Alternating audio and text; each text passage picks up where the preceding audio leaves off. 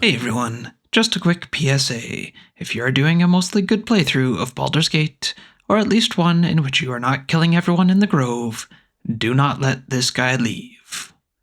You find Rolan arguing with two other tieflings just inside the grove the very first time you visit. He states he wants to head to Baldur's Gate. Leah wants to stay and fight. This is a seemingly unimportant encounter. However, if you let him leave, it has large consequences, and you will miss out on some characters in Act 2 and Act 3, as well as some really good items from a trader. So you want to convince him to stay. Choose the persuasion check, and if you pass, great. But don't worry if you don't actually pass it. All you have to do is tell him there will be money in it if he stays. This will work just as well to convince him to stay.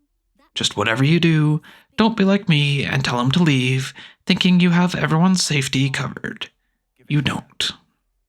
It was not until Act 3 when I was trying to find a certain NPC to trade with because I knew they had an item that I really wanted, that I had discovered my mistake. After lots of Googling, I found out the reason. It was Rolan. See? Now this next part of the video, I will explain some of what you miss out on if you let him leave. So if you don't want any Act 2 or 3 spoilers, feel free to end the video now. Otherwise, keep watching. I know I missed out on a small side quest in Act 2 to save Rolan, but the main thing I missed out on was having this tiefling child in Act 2 or 3.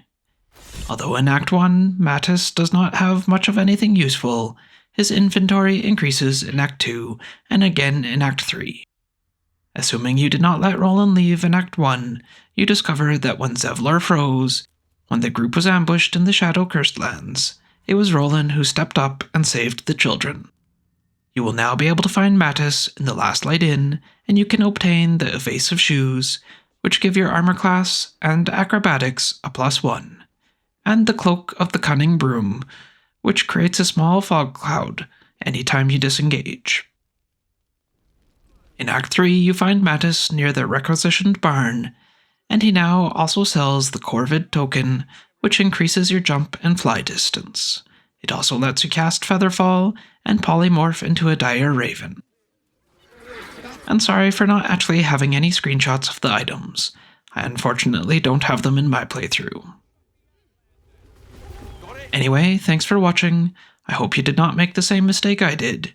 Now enjoy a clip of the old save file I loaded just to take out my frustration over all this on Zevlor. And please consider liking and subscribing.